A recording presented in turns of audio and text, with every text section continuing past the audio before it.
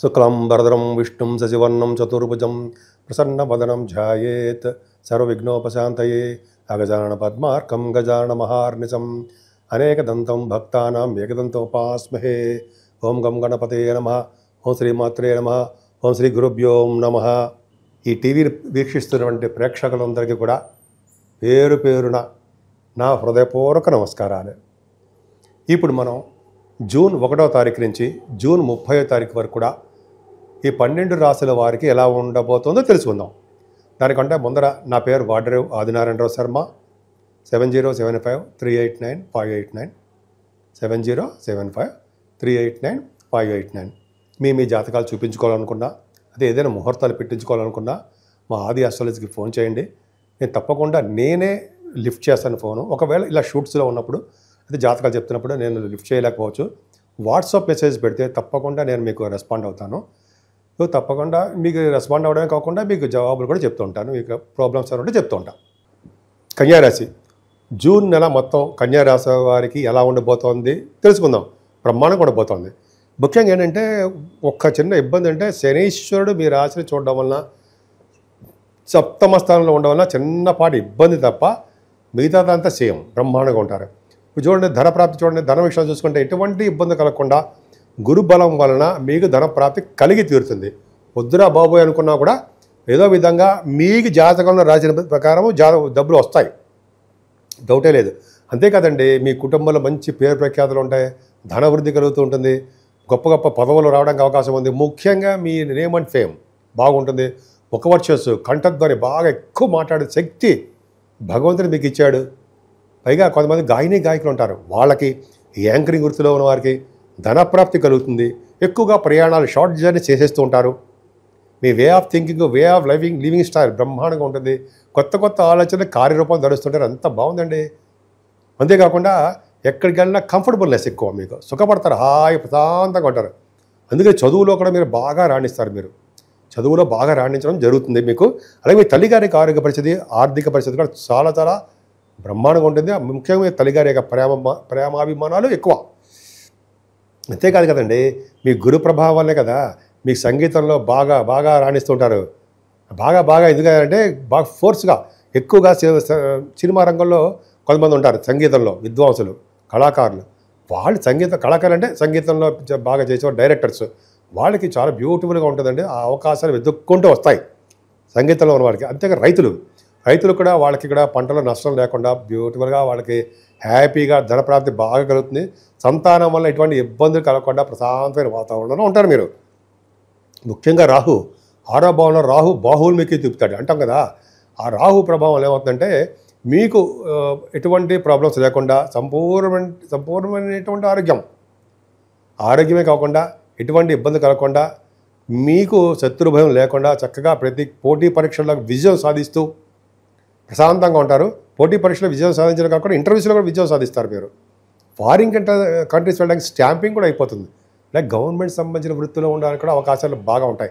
కానీ సప్తమ స్థానం శనేనండి. మీ భార్యాభర్తలు విడదీయడమో, భార్యాభర్తలకు దూరంగా ఉండడమో, లేకపోతే భార్యాభర్తలకు కొంతమంది పెళ్లి కాకుండా ఉండడమో, పెళ్ళిళ్ళు దగ్గరకు వచ్చి ఆగిపోవడమో, లేదా కొన్ని శనీశ్వరం వల్ల చిన్న చిన్న ఇబ్బందులు ఉంటాయి. నీటి వలన ప్రమాదం ఉంది భర్త గారికి కానీ భార్య గారికి కానీ. వాటర్ వలన ఇబ్బంది కలుగుతుంది. శుక్రుడు కూడా మీకు అత్యంత రాజాకారు కూడా 9th హౌస్లో అష్టమానికి వెళ్ళిపోయాడు. అష్టమానికి వెళ్ళిపోయినా మీకు ధనాన్ని మాత్రం కలిగిస్తాడండి ఆయన. అలాగే ఆయుర్దాయాన్ని, లేకపోతే కొద్ది విషయాల్లో ఆరోగ్యాన్ని కూడా కలిగించి తీరుతాడంటే డౌట్ లేదు.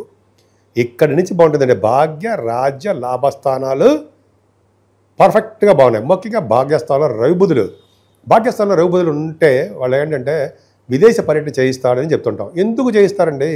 ఆ పని పట్టలేదు వాళ్ళకి అంటాగా. డౌట్ వస్తుందా మీకు? రీజన్ చెప్పాలిగా, మీరు రీజన్ చెప్పంటారుగా అని అలాగే చెప్పేస్తే నమ్మరుగా మీరు. ఎందుకంటే 12th హౌస్ లార్డ్ రవి భాగ్యంలో 9th హౌస్లో అంటే ఫారిన్ కంట్రీస్ తప్పదు. మీ ఉన్నతమైన విద్య రీత్యా, మీ ప్రయాణాల రీత్యా, అంటే మీ పనుల రీత్యా, షూటింగ్ల రీత్యా, వ్యాపారాల రీత్యా, పర్సనల్ పనుల రీత్యా ఖచ్చితంగా విదేశ పర్యటన జరిగి తీరుతుందండి. తప్పదు అని చెప్పి ఆ శాస్త్రం తప్పదు ఎప్పుడు కూడా. సరే, అది పక్కన పెడితే తీర్థయాత్ర బాగా చేస్తారు, ఉన్నతమైన చదువుల రీత్యా వెళ్తారు. ఓకే, రఘుబుధులు అంటే ఫైనాన్స్ అండ్ అకౌంట్ సంబంధించిన విద్యలో బాగా రాణిస్తారు. వ్యాపారాలు బాగా ఏ వ్యాపారం చేసినా వ్యాపారంలో చక్కగా బ్రహ్మాండ సక్సెస్ఫుల్గా ఉంటారు. తీర్థయాత్రలు, గురువుగారిని పీఠాధిపతులు కలవడము, హయ్యర్ ఎడ్యుకేషన్ రావడము, డాక్టర్స్ పీజీ కోర్స్ తర్వాత డాక్టర్స్ అంటారు కదా అవి రావడము, వేద శాస్త్రాలు అభివృద్ధి చేయడము, ఎంత బాగుందండి. అలాగే ఆగమ శాస్త్రంలో బాగా ఉండడము, ఇవన్నీ కూడా బాగుంది. ఇంకా అన్నిటికంటే విశేషం చెప్పమంటారా, దశమంలో గురుడు. ఏంటంటే మీ కన్యారాశి వారికి ఎంత అద్భుతంగా ఉందంటే ఆశ్చర్యంగా లేదా. దశమంలో గురుడు అంటే గవర్నమెంట్ ప్రొఫెషన్లో బాగా రాణిస్తారు. అసలు ఆ గవర్నమెంట్ జాబ్ వస్తుందా అని కొంతమంది అంటుంటారు కదా. ఈ జాతకంలో కూడా అండి జనరల్గా ఈ గోచారీత్యా కూడా చూసుకున్నా గవర్నమెంట్ జాబ్ వస్తుంది మీ కన్యారాశి వాళ్ళకి. కానీ కష్టపడి చదవాలి. ఈ సివిల్ సర్వీసెస్ కానీ గ్రూప్స్ శాస్త్ర గవర్నమెంట్ సంబంధించిన గ్రూప్స్ కానీ వస్తాయి, మీకు సక్సెస్ అవుతారు. రవి బుధులు దశమంలో ఉన్నారంటే దిగ్బలుడు. రవి బుధులు దిగ్బలత్వంలో ఉంటారు. అందుకనే రాజకీయ రంగంలో చూడండి పదవులు ఆటోమేటిక్గా వచ్చేస్తుంటాయి వాళ్ళకి. పదవులు, ప్రజాసేవ, ప్రజాదరణ. మీకు రాజకీయ రంగంలో ఉన్నారు కదా మీరు కన్యారాశి వారు, బ్రహ్మాండంగా ఉంటుంది. అలాగే బుధ గురు కూడా చెప్పుకుందాం సరదాగా. అక్కడే బుధుడితో కలిసిన గురుడు ఉన్నాడు కదా. 10th హౌస్లో 10th హౌస్ చూడండి. 10th హౌస్లో 10th హౌస్ ఉంటే బుధుడు 10th హౌస్లో ఉంటే వాళ్ళకి వ్యాపారాల రీత్యా బాగా డెవలప్ అవుతుందండి.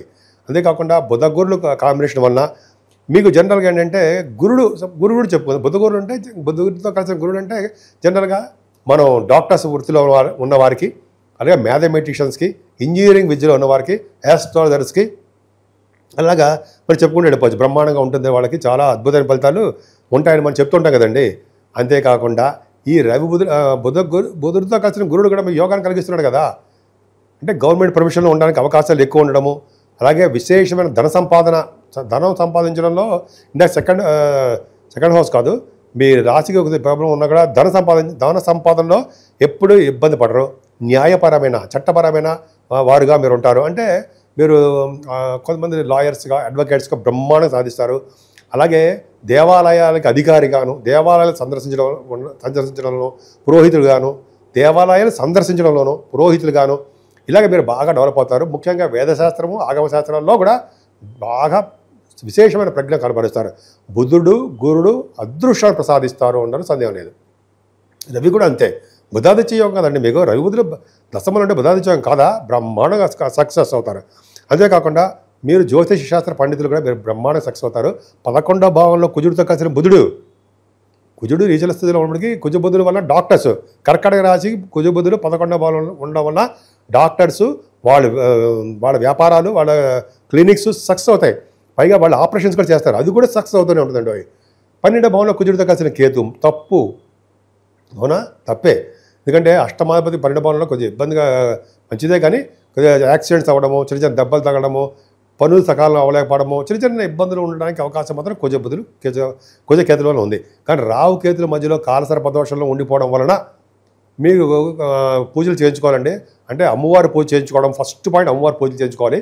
రావు కేతుల మధ్యలో ఉండడం వలన మీ కాలసర్ప దోషంలో ఉండిపోవడం వలన మీరు తిరుపతి వెళ్ళినప్పుడు రావుకాల పూజలు చేంజ్ చేసుకోండి. అక్కడ దగ్గరలో కాళహస్తి ఉంటుంది కాబట్టి. అలాగే మీరు సుబ్రహ్మణ్య స్వామిని, వినాయకుడిని కొనడం మర్చిపోవద్దు. మరింత పరిహారాలు మంచి జరగాలంటే సుబ్రహ్మణ్య స్వామి ఆరాధనే మన ముఖ్యము. అంతేకాకుండా శనీశ్వరుడు పూజించడం వల్ల మరింత శుభఫలితాలు ఎక్కువ ఉంటాయి. జూన్ నెల మొత్తం కూడా 3 గ్రహాల ప్రభావం ఉంది. ఒకటి శనీశ్వరుడు ప్రభావం మీనరాశిలో ఉండడం, నీటి వలన గండాలు, అలాగే ఫైర్ సంబంధించిన వ్యవహారాలు ఉండము, పిడుగుల వలన గండాలు ఉంటాయి. అలాగే రాహుకేతుల మధ్యలో కాలసర్పదోషంలో ఉండిపోయాయి, సవ్యకాల సర్పదోషంలో ఉండిపోయాయి. అంటే ఈ 3 గ్రహాల మధ్యలో మిగతా గ్రహాలన్నీ కూడా ఉండిపోవడం వలన 12 రాశుల వాళ్ళకి అనుకున్నంత శుభఫలితాలు రాలేకపోతుంటాయి. కాబట్టి మనం రాహుకేతులకు సంబంధించినటువంటి పూజలు చేసుకోవడము, మెయిన్ కాళహస్తి వెళ్ళాలండి. వెళ్ళలేకపోతే మన ఊళ్ళోనే చేసుకుందాం రాహుకేతుల పూజలు. అమ్మవారు మెయిన్ కనకదుర్గ అమ్మవారిని పూజించిన వారికి, గణపతి ఆరాధన చేసేవారికి ఖచ్చితంగా రాహుకేతులలో వచ్చే దోషాలు తగ్గుతాయి. ముఖ్యంగా చాలామంది చెప్తారు కదా, కలియుగంలో అమ్మవారు గౌరీ అండ్ వినాయక. అంటే కలియుగంలో గౌరీదేవుని అంటే అమ్మవారిని, అలాగే వినాయకుడిని పూజించాలి అంటాం కదా మనం. ఖచ్చితంగా కలియుగంలో పూజించాల్సిందే. ఎంతమంది దేవుడిని పూజించినా సరే వినాయకుడిని, అమ్మవారిని పూజ చేయకపోతే ఫలితం ఉండదు కలియుగంలో. గుర్తుపెట్టుకోండి, నేను చెప్పేది కాదండి, శాస్త్రం చెప్తాను. అదొకటి చేయించాలి. అలాగే శనీశ్వరుడికి తైలాభిషేకాలు బాగా చేసుకోవాలండి. చేసుకోవడం వల్ల మీకు బాగా కలిసి వస్తుంది. ముఖ్యంగా ఆంజనేయ స్వామి వారిని, వెంకటేశ్వర స్వామికి దీపారాధన చేయడము, అఖండ దీపారాధన ధ్వజస్తంభం దగ్గర శనివారం. అలాగే శివుడికి అభిషేకాలు చేసుకుంటే సకల దోషాల పరిహారం అవుతాయి. ముఖ్యంగా 14వ తారీఖుని సంకటహర చతుర్థి అని వస్తుంది. ఆ రోజుని వినాయకుడిని గరిగితో పూజించిన వారికి సకల శుభాలు 12 రాసుల వారికి కూడా శుభాలు జరుగుతాయి. అంతేకాదండి 23వ తారీఖున మాస శివరాత్రి ప్రదోష కాలంలో అంటే ఈవినింగ్ టైంలో స్వామివారికి అభిషేకాలు చేయించుకున్నా అది పూజ చేయించుకున్నా మీ గోత్రనామాలతోటి 12 రాసుల వాళ్ళకి శుభఫలితాలే దక్కుతాయి. అంతేకాకుండా 30వ తారీఖు స్కంద పంచమి అని వస్తుందండి. అంతేకాకుండా ఈ నెల నుంచి గురుమూఢమి కూడా ఉంది. అది కొద్దిగా మంచి ముహూర్తాలు ఏమి ఉండవు. సరే, ముఖ్యం 30వ తారీఖు మాత్రం స్కంద పంచమి వస్తుంది కాబట్టి సుబ్రహ్మణ్యేశ్వర స్వామిని అత్యంత బాగా పూజించాలి కాబట్టి సుబ్రహ్మణ్య స్వామిని పూజ చేసుకుంటే మంచిది. సో ఈ విధంగా మీకు ఇష్టమైన దేవుడు ఎవరు అని ఉంటే ఆ దేవుడికి పూజించండి. మరింత శుభఫలితాలు వచ్చి తీర్థంలో ఏమాత్రం సందేహం లేదు. మీకు సంపూర్ణమైన ఆయురారోగ్యాలతో ఉండాలని, అష్టైశ్వర్యాలతో ఉండాలని నేను మనస్ఫూర్తిగా కోరుకుంటున్నాను.